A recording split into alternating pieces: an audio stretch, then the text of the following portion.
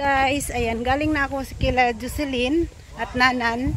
Bali, bababa na ako guys, punta ako ng Hagna. Dahil punta ako sa LBC. Kukunin ko yung pinadala ng anak ko na card. Ito pala yung lugar ng nila ni Nanan guys. Dito pala ito sa Canduao. Sako pa rin to ng Valencia. At pababa na nga ako dahil itong area nila, napakataas ng area nila. Tapos sa baba yung highway na nandun yung kalsada papuntang Tagbilaran. At sa kabila naman is papuntang Hagna. Ako is papuntang Hagna, kaya naglalakad na ako nito, pero grabing init na to guys. Pero sige pa rin, laban pa rin, kahit mainit, video pa rin. At nakita ko nga to guys, nadaanan ko tong magandang bahay na to. Napakaganda, na-amaze ako dito sa bahay na to. Sarap siguro kung may bahay kang ganyan, no? Napakaganda. At ito na nga, may dumaan na bus, pero sa kabilang side yan guys, papunta yung Tagbilaran City. Ako naman is papuntang Hagna. At itong time na ito, nakasakay na ako ng bus at ito na, nakarating na ako sa Hagna. Welcome Hagna, Bohol. Ito po yung LBC sa Hagna. Mismo pong babaan mo sa bus, yun na po ang LBC. At papasok na ako dito guys at imimute ko to dahil bawal yata doon sa loob ang maingay. Or bawal mag-video, kaya i-off ko na to pagkatapos nito.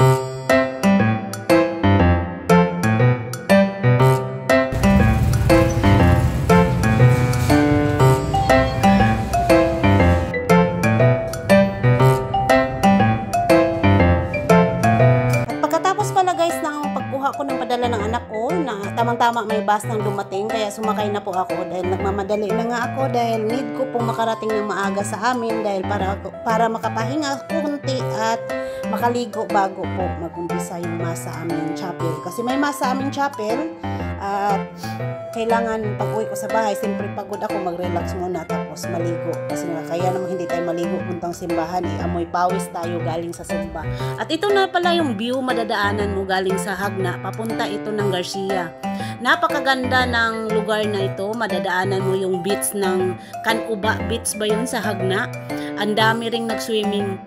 At kung hindi lang ako nagmamadali guys, pwede ako sanang bumaba dito sa Canuba Beach dahil nandito si Annabel nagtatrabaho. Pinsan ko lang din yan, ng Batak din ang apelido niya, kaso lang nagmamadali nga ako kaya hindi na ako bumaba.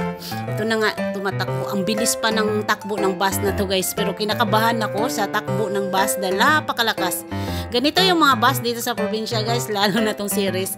Pero kung gusto mong magmadali, madali na talaga kang makarating. Kaya lang, kakabaka-baka nga guys, napakalakas.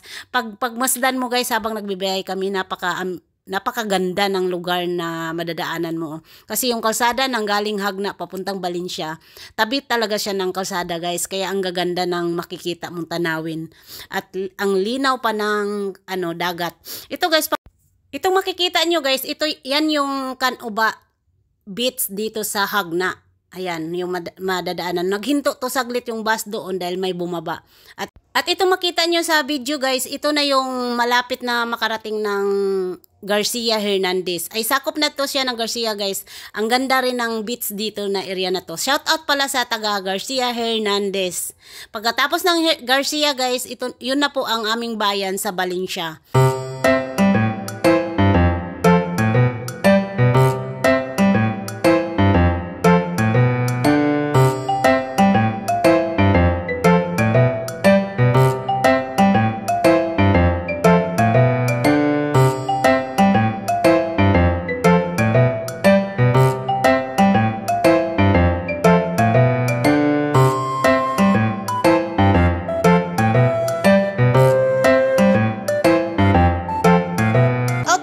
Sa bus ng sinakyan ko, sa driver ng bus na sinakyan ko nito, ito siya, hindi ko natanong kung anong pangalan, at itong kasama niyang konduktor.